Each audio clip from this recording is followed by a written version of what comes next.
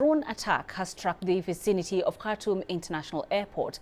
Eyewitnesses reported hearing drone sounds and multiple explosions at the airport early this morning. The strike comes a day before Sudanese authorities were to reopen the airport for domestic flights for the first time in 2 years. Khartoum Airport was one of the first sites to be attacked by the paramilitary Rapid Support Forces at the start of the conflict. It was extensively damaged and forced to shut down. It was not until the army retook control of Khartoum state in May that reconstruction work began. Instead, Port Sudan's airport has been serving as the country's only hub for international flights, while a few domestic airports have operated on a limited basis. Naba Muhyiddin is in Port Sudan live for us. Naba, what impact have these attacks had on the planned reopening of the Khartoum International Airport? What are authorities saying?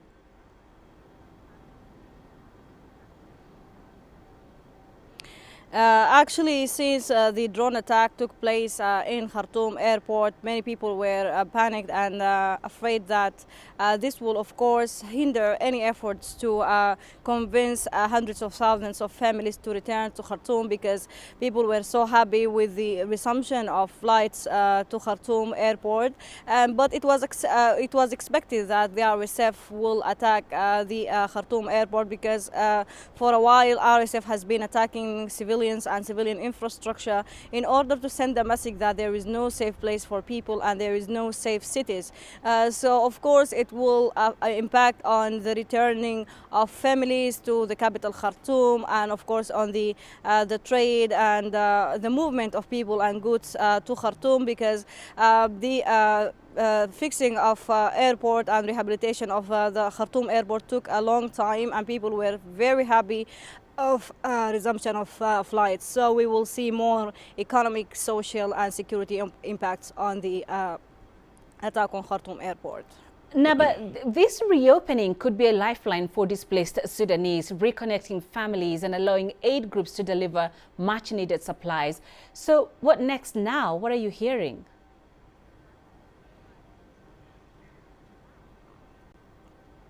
Actually, since the attack took place this morning, people were so frightened, as I told you, in different places in the capital of Khartoum, in Khartoum, Bahri, Durman, and the Khartoum city. So, of course, this will impact the movement of people, the movement of goods.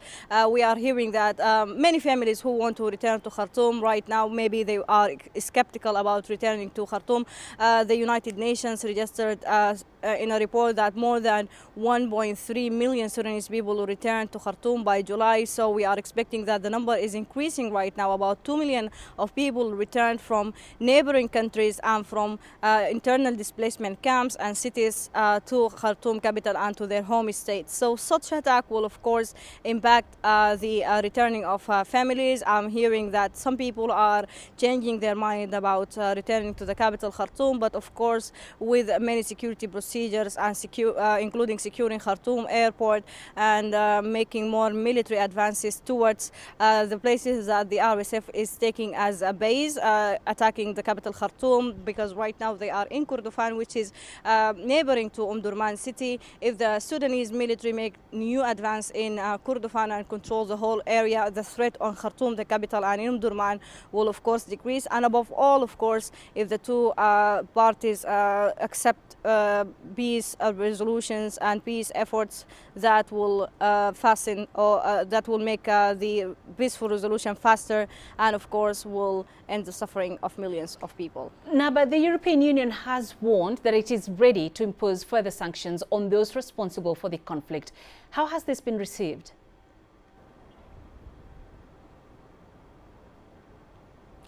Since the European Union said that they have conclusion of making more sanctions on the conflict that fueling the Sudanese war and on the warring parties, of course, we are expecting statements by the two sides. Until now, the Sudanese government and the Sudanese Sovereign Council have not, the two bodies have not issued any statement regarding the threat of the European Union towards Sudan to impose more sanctions. But we are expecting that the government and Ta'sis government, which is a parallel government of RSF, will of course of course, will issue a statement and they will trade accusations on who are fueling the war and who is elongating it.